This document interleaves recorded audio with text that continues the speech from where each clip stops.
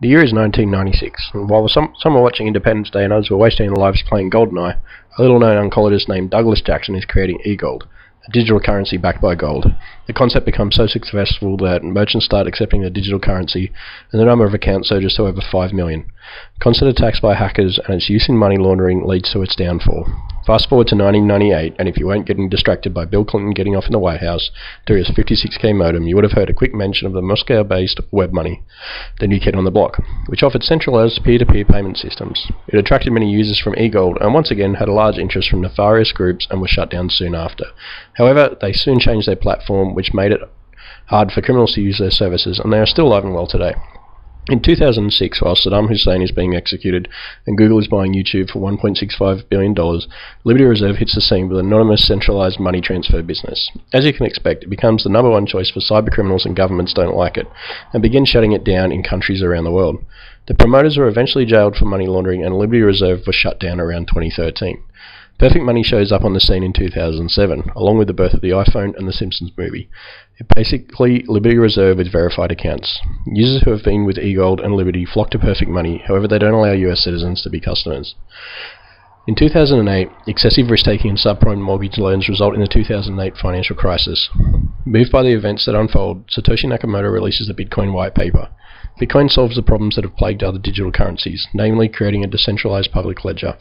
Bitcoin also has no owner to arrest and no single server that can be shut down. January 3rd, 2009, the Bitcoin Genesis block is established. January 12th, the first transaction occurs from Satoshi Nakamoto to Hal Finney.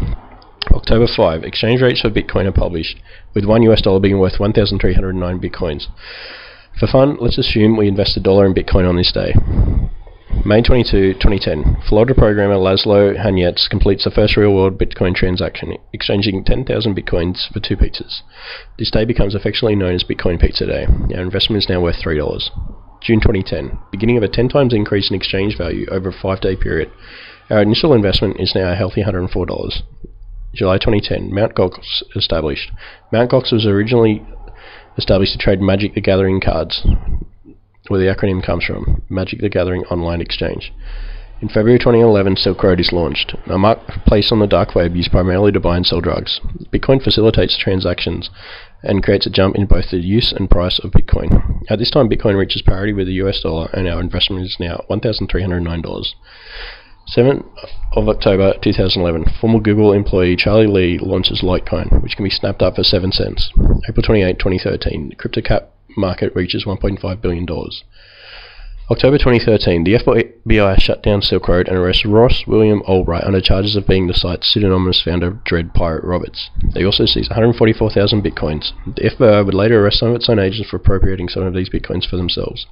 Ross will later be trialed and spend the rest of his life in prison. 1 month later, Silk Road 2.0 is launched, and exactly 12 months later, the proprietors are arrested and jailed in similar fashion. Bitcoin price fluctuates during this time from $70 to $140. Taking the average price, our investment is now worth $141,000. The end of 2013 sees total crypto market cap at $10 billion US. February 2014, Mt. Gox suspends trading, closes its website and exchange services. It declares bankruptcy and begins liquidation in April later that year. 850,000 bitcoins worth $450 million are reported stolen. Mt. Gox was handling 70% of worldwide Bitcoin transactions at the time. If we were not stupid enough to store our bitcoins there, we would now have $981,000. March 26, 2014, IRS declares Bitcoin to be taxed as property. Price drops to $453, leaving us with $592K. December 11, 2014, Microsoft starts accepting Bitcoin. June 3, 2015, New York State releases the BitLicense, along with it a set of rules and regulations targeted at businesses involved in digital currency. October 31st, 2015, Bitcoin featured on the front page of The Economist. They focus largely on the technology behind Bitcoin, known as the blockchain, and is seen as a cheap, tamper-proof public database. May 2, 2016, Australian man Craig Wright claims to be Bitcoin's creator via a blog post. Attempts to prove the claim are later debunked by the Bitcoin community, but crowds Casey Ellis goes on record stating that he'll eat his hat if Craig is proven to be Satoshi. Wright is related by both the AFP and the ATO, but they both claim that the raid is not related to Bitcoin. We leave 2016 with the crypto market cap at $16 billion. Bitcoin price breaks $1,000 for the first time in 3 years on January 3rd, 2017. Our initial investment has now made us a millionaire. April 1, 2017, Japan declares Bitcoin as legal tender following new laws around anti-money laundering and know your customer rules, categorizing Bitcoin as a kind of prepaid money instrument. June 6, 2017. Total market cap of cryptocurrencies reaches $100 billion. July 17, 2017. John McAfee, creator of the world's first antivirus software, makes a bet on Twitter to ease dick on live TV if Bitcoin doesn't hit $500,000 in 3 years. Make a date in your calendar. August 1st, 2017. Bitcoin splits into Bitcoin and Bitcoin Cash, with each holder of Bitcoin receiving an equal amount of Bitcoin Cash.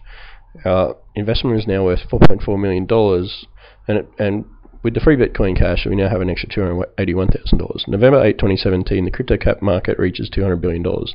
November 2017, a quick look on CoinMarketCap shows a total of 1,322 different cryptocurrencies. November 28, crypto cap market reaches $300 billion. Our initial $1 investment would now be worth $14.7 million.